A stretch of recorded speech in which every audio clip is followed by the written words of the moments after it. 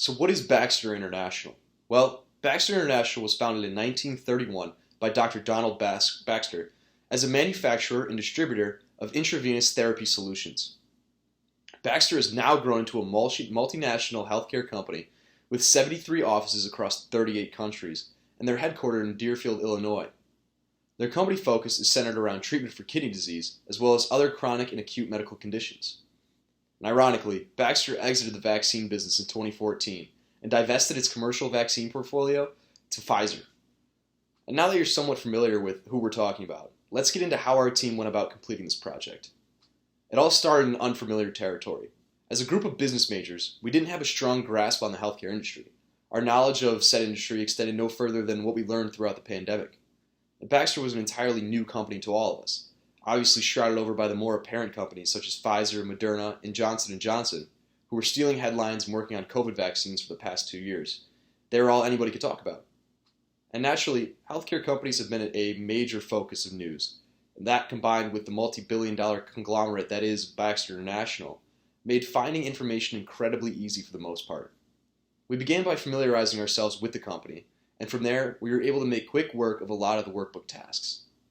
So when it came to planning, organizing, and strategizing, we had to ask ourselves, how are we going to work through this project effectively? This became the question on everybody's mind. The first workbook, naturally, was a bit of an unorganized mess. We had trouble trying to figure out what we were doing, how we were going to do it, who was doing what, and when they were supposed to do it. By the second workbook, things started coming together. The first taught us what was not going to work and how a lack of communication could be detrimental to a working strategy. From there, we began to take advantage of the task lists included in the workbooks. Tasks were assigned after the workbook introduction during class time. And depending on the workbook, team members chose what parts they would be doing on a first-come, first-served basis, while I, as the leader, took what nobody else wanted to do. Our strategy worked. By letting the team members decide their own assignments, we could ensure that the best job possible would be done on each part. Accountability played a huge role in the success of our project. With the task lists, due dates were selected mostly as a formality to give each person the feeling of urgency. However, unless the part had to be done before another member could begin their part, it was not a huge deal if the former took an extra day or two to finish their tasks. Communication was always clear and concise. If someone knew they weren't going to be able to meet their deadline, they would communicate it in the group chat to ensure everyone was still on track. Our weekly goal was to have everything done on the Monday before the workbook was due, to leave time for comments and revisions. Luckily, we never fell into a stress-filled rush because our group communication was flawless. The most helpful and effective piece of our strategy, besides communication, was our team members' self-awareness of their skills, specifically the finance guys. For the workbooks where finance knowledge was important, and there were plenty of them, those in our group who were the most familiar with the financial language and processes were quick to volunteer themselves for those parts. And needless to say, they killed it every time.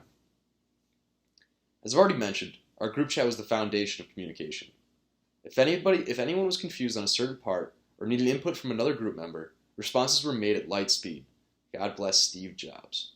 Of course, we're talking about third-party resources, and we never felt the need for much other than Google Forms in our group chat. Direct communication left no room for any confusion and simplified every process. In a more complex setting, perhaps the use of more third-party software would be vital, but in our case it wasn't. Google Forms were incredibly important for me in a few of the workbooks because it allowed all the team members to give unbiased and unaided answers. And furthermore, it kept responses neat and organized for me. So now that you know everything about us, let's get into the important stuff.